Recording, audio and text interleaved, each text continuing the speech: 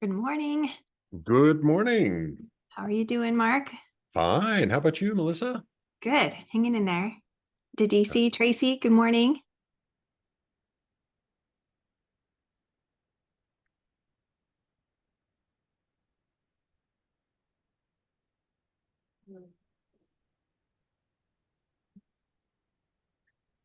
Okay, so we've got a draft agenda. That's good.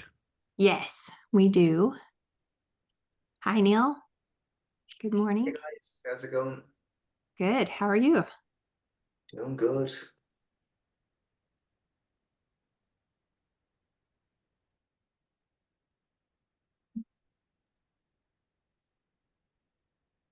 I'll share the agenda link. You guys all probably have it, but just in case.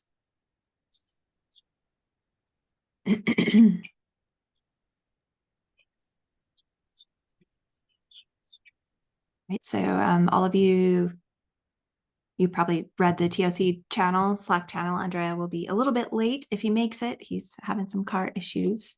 I know how that feels. I'm sure we've all been there.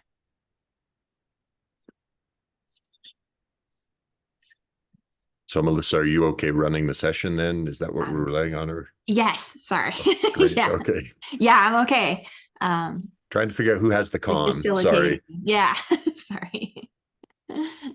Yeah, I let Andrea know I was able to go ahead and facilitate today. Great. So yeah, let's just jump right into it. I started looking at the PR that Andrea put in. Let me go ahead and share screen so we can all look at it.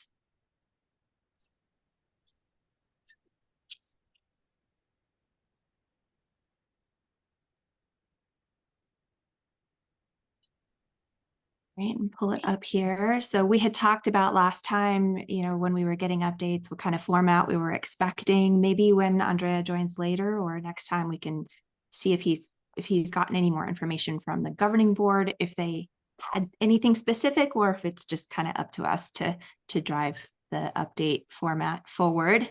But it looks like he put in a bunch of folders in GitHub for each project, and put in README files, and then included, let me just bring up an example, I think CD events. Okay, so here's a README file. This was just the most recent update he put in here. And it looks like it just links to the presentation that he gave last time. So anyone that gave updates, it looks like he's already put those active links in there.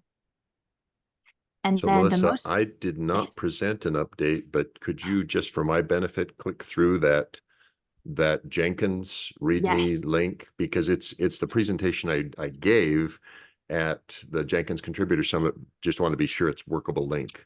Yes, certainly. And Andrea did a pretty good job of running through that with us. Oh, good. Okay, so it was even discussed. Okay, very good. Yes. Thanks. Yeah, he didn't go through the entire slide, but No, he no, picked certainly. out, the stuff that obviously we were interested in. So yeah, excellent. Thanks. That worked out great. And then I think the most interesting part of this was the update template. We made it very simple. Just, filling in the interesting parts, adoption updates, features release, new things that's happening, any community updates. I like the security updates called out by itself. And then just anything else a project wants us to. So I guess this is open now for us to discuss if we want to add anything or if this is good enough. Last time we had talked about, making it as simple as possible just to get the relevant information so that the updates actually happen and it's not too much of a drag. And the intent is this is to be updated monthly, quarterly? What's the frequency again? Yes, I believe, let's see, Andrea I'm just going through the last meeting's agenda. The governing board is asking for monthly updates from projects. So okay, given that frequency, we figured it needs to be very simple, very quick. So that, so it actually happens. Well, and so we had done a monthly newsletter, and the Jenkins project finally decided to stop doing it because we weren't sure it was being read by enough people, and it was a lot of work for us to create. So It is we a lot of keeping work. keeping this as lightweight work is much appreciated by projects. Thank you. I'd rather not do long exhaustive status reports every month. Good. Yeah. Okay. Tracy, from your side, is in terms of Ortelius as another project, does it feel like a reasonable thing, that template, or is it too heavyweight for your project? I think it looks fine. I think monthly is it's a pretty aggressive. I would wish they were asking Or the quarterly updates. quarterly. Yeah. Yeah, agreed. Agreed. That makes more sense to me too, especially for the kind of data they're asking for.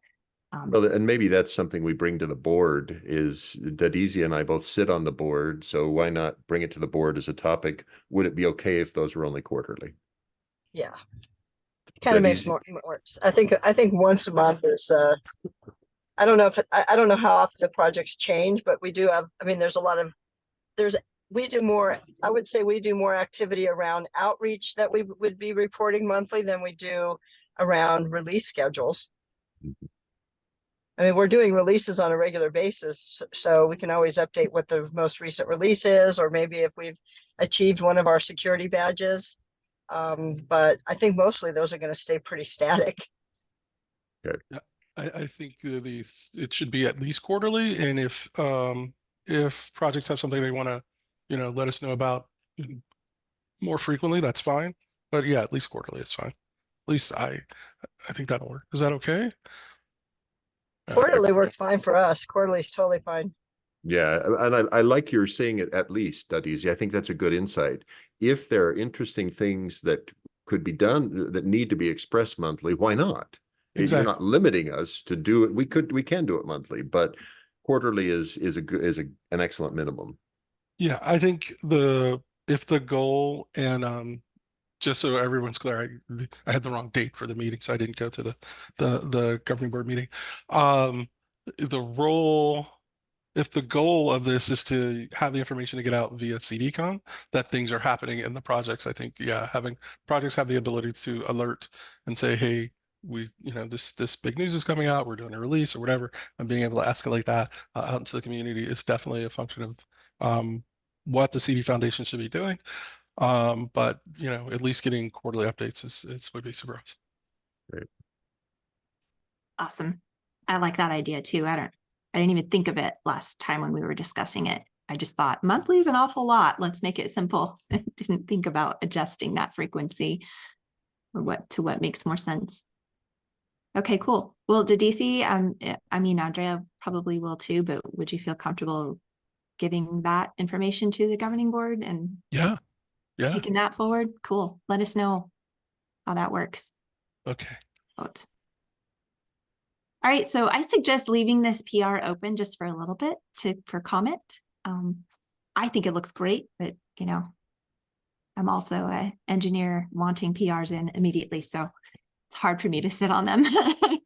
But let's leave it open a bit for comment. All right, let's see. You all should have gotten a link for voting for the community awards. These are just TOC members that are voting. Anyone here did not get the link? So was there two different links then, or was that, because I did get a link, but I thought that was just for the community voting. Is there one that's just for TOC members?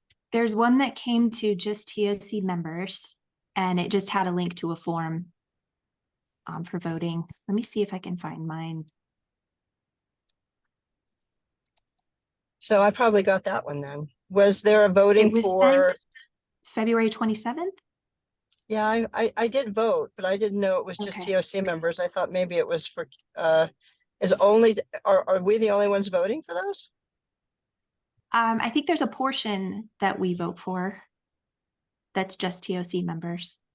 Huh, okay. Yeah.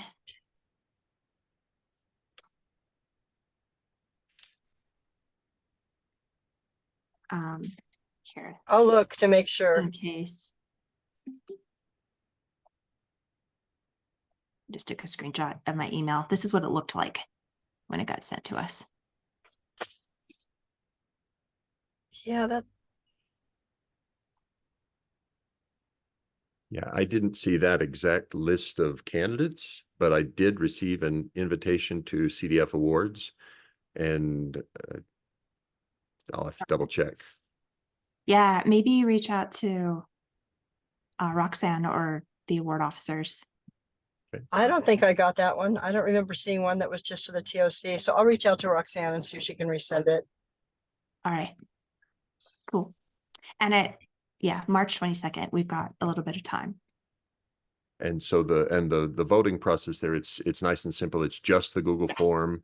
Yeah. And if I submit another one, will someone deduplicate me, or do I need to? If I inadvertently submit twice to the same form, someone will deduplicate my Oh. submission, I assume, and not give me 2 votes, That I assume to be the case. I think you put in your email address. which I do, right? Yeah. Absolutely. That part I remember, and I definitely did that. So Yeah. it's clearly identifiable. It's not an anonymous vote, and I'm great with that. I like that. Yeah, that's a good question though, because if you're like me, I get so many of these that I Right. might just do it more than once. Mhm. I'm not watching. All right, cool. I have a question on the voting one. If somebody we don't know, I don't know, I'm not participating, I could just pick the last one, right? Abstain from voting. I think that's more appropriate. Right. I agree. I think that's a fair choice. You get to choose if you also want to do the research. Hey, I'm going to go look and see what each of these did. I did some research on a few of them and said, oh, I picked this one because of the research I did. But if you say, I don't want to spend the time doing the research, it's perfectly reasonable to say I abstain. Oh, okay. Right. Cool. And yeah, if there's more information that was given in the actual nomination too, I think that's part of the strength of the nomination too, is to be able to list things that are relevant. So yeah, if there's not enough there, you can choose to abstain or choose another candidate. I was really pleased that they included the abstain thing, because Yeah. many times they forget it's not a common pattern, and it's really good that they let you abstain intentionally. Yeah, I agree. I feel like this applies to many kinds of voting. We should be doing that a little more often. Okay, last item on the agenda. This might be a really short meeting. But last item, we have a CDCon, which is part of Open Source Summit coming up in April. I guess there's a room available during the lunch break. There is no AV facility, so probably presenting is not going to be that great of an idea to use that room for, but it looks like you could do a local project meeting there or a birds of a feather session there. Might be a fun time to have lunch with fellow people in the community and discuss some set of topics. But if So- anyone has it, go ahead. If I want to get on that agenda, I just reach out to Roxanne. Yes. Good, because I'll be it looks there. like it. I'll be there, and I will certainly want the opportunity to gather people if I can. Cool. Cool. Yeah, I know no information, other information about the room or anything. So I think this is just an open space that we need to make work for us. So yeah. All right. Any other updates? Neil, you had mentioned in the last meeting that there might be some kind of webinar or something by Fidelity that may happen before KubeCon. Yeah, by me, not by Fidelity. Oh yeah, right. Yeah, no, I'm working on it, so it's just going to be an informal webinar around the journey we've been on since we started to embrace open source as a company, certainly within my business unit, cloud and platform engineering, and I suppose just kind of the approach we took from a strategy. How do you create that community? What were the challenges? How do you identify the champions, and how do we move forward with it to go from kind of the enablement phase where we were trying to refine the contribution process, in line with the open source program office within Fidelity and enterprise cybersecurity, and how do we go about the actual process? What were the friction points? And kind of in that enablement phase, getting people on board and getting their feedback around what they didn't like about the process, what took too long, what wasn't nice, and getting to kind of where we are now, where we're doing more, I guess, feature contributions and also looking for more, strategic contributions and maybe more even collaborations with some of the open source projects that we would leverage within Fidelity. So essentially what I need to do is tell that story over 20 slides and keep it punchy and maybe 20 or 30 minutes, and then have time for Q&A, and hopefully I can answer any questions about our particular experience. And I suppose the idea is that for someone who is in a company and thinking, we want to kind of get this momentum going with open source, how did you do it? And hopefully there'll be some value there for that kind of an audience. So Neil, this is a presentation that you're going to do. Are you okay if CDF actively promotes? Are you going to do it from your account or through the CDF account? Oh yeah. Well, I've been working with Roxanne and Siam, is his name. Yeah, so it's going to be through the CDF. So once I give them the nod that I'm fair enough along with the deck, I'm happy enough. What they'll do then is they'll put out a date, and I'll essentially just join the webinar. And I understand then it'll be put up on YouTube afterwards, probably through the normal CDF channels and accounts. So yeah, I need to get cracking on that really, and give Roxanne the green light to kind of fix the date. And I think initially we were looking, either the end of March or first week in April, so preferably obviously before CDCon. So yeah, I'll get cracking this week, and hopefully we can get that date locked in. There's not much formality to it, and I'm quite familiar with the story, so it's just a matter of getting those slides and getting them approved internally in Fidelity. Sometimes that's a bit of a hurdle. So I'll try and reuse slides that just have pictures on them that are pre-approved and one-word sentences, and then I can elaborate over it. The more you include in decks, yourself, the more hoops you have to jump through, right? Yep, exactly. Well, Good I think strategy. it's absolutely heroic that a financial company like Fidelity is willing to even allow you to talk about that. So congratulations, you've made amazing progress. I can't imagine the journey you've been on to get to this point where somebody in the fintech business says, oh yeah, we'll allow you to talk publicly about open source. That's amazing. Thank you. Yeah, for Yeah. sure. For sure. It's not lost on me. It really isn't. And it has been a journey. Like I've been in Fidelity, 14 years now, 5 as a contractor and the rest full time. And I've definitely seen that evolution where we've opened up more and kind of put ourselves out there a bit and got into the community more. And it's not a joke. You say it there and it is amusing, but it's a fact that this stuff was all under wraps and no one talked about anything and no one got out in the community and everything was proprietary. So it's great that we're at a point now where and it makes us more attractive for getting the right talent in as well, so which is super important. Yeah, So, go ahead, so if you Jesse. need to do that through a meetup, I run that CDF meetup. And there used to be around, I don't know, maybe 300 people that were part of the CDF meetup. So just remind Roxanne, if you want to advertise it through a meetup, that we can do that as well.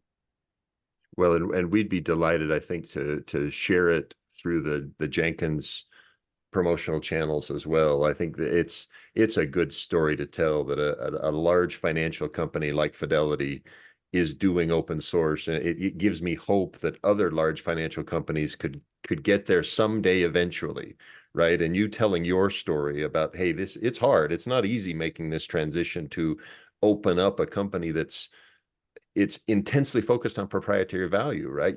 That's your goal, is proprietary value, and therefore opening up is immensely hard work.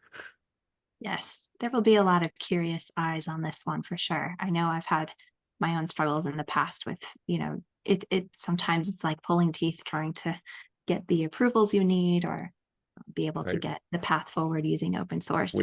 Which lawyer do we have to get approval from? Which vice president and which president of vice president? Or yeah, exactly. Just that amazing journey.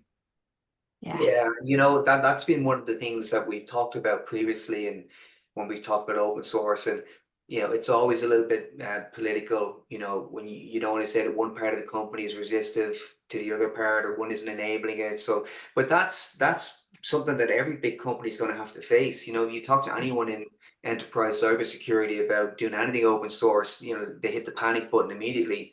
obviously, that's their job. So that is a challenge. So I'll hopefully be able to, cover that at a very high level diplomatically. So I still have a job after it.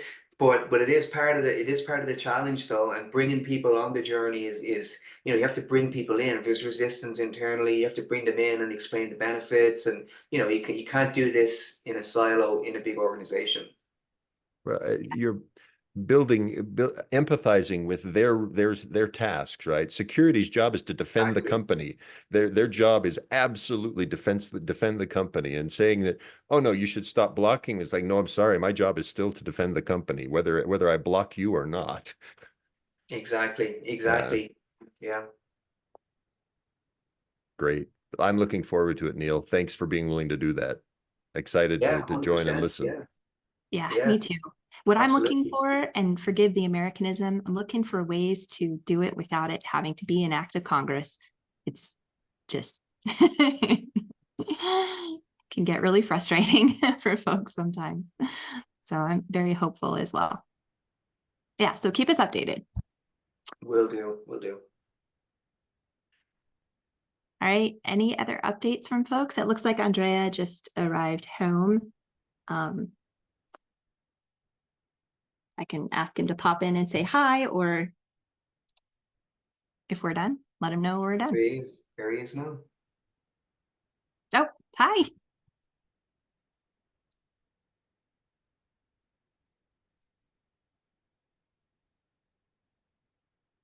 Hello, Andrea.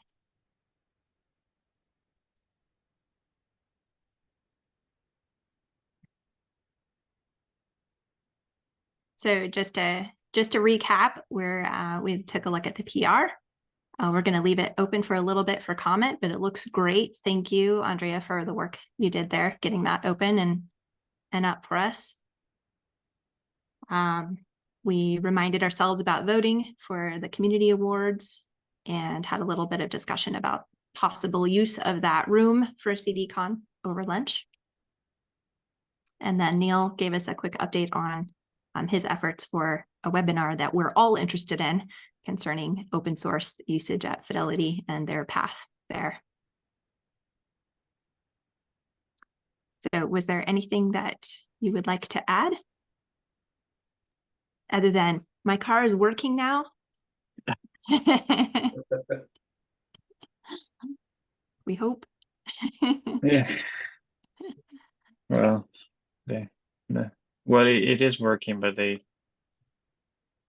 took too long to do a diagnostic, so they broke all my timelines. Sorry about that, and thanks a lot, Melissa, for hosting. Oh, it sounds great. That's good to see everyone. I don't have anything to add on my side. All right. Well, I say we call it then, and see you all next time. Oh, one update just for maybe other groups might have this problem. Obviously, the US went through their time change this last weekend. We're kind of waiting for the rest of the world to do the time change as well. So that's just keep in mind some of the meetings that are based on UTC might be in a different space on your calendar than you're used to. I know for the SIG interoperability group, we'll be adjusting that, not the next meeting, but the next meeting. So yeah, keep in mind over the next couple of weeks, you may be an hour off in some places. All right, everybody. Sorry, one last thing that just came to mind. In 2 weeks' time, I will be on PTO because of the Easter holidays. Yeah, so I won't be able to facilitate. I don't know if you, Melissa, are available on that date. You would like to facilitate for that date, or if other people are away for Easter holidays. Let's see, when is that date? Bringing up my calendar here. I have 2 conferences back to back. When is the next? It should be the 26th. I see it as 26 March. Yeah. So I will be in. Yeah, I should be able to do that for the 26th of March. And that's the only one, right? Yeah. Okay. Yeah, I can facilitate that one. Of Thanks, Charlotte. course.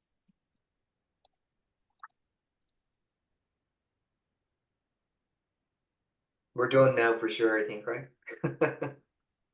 What's that? We're done now for sure. I think that was that the final question?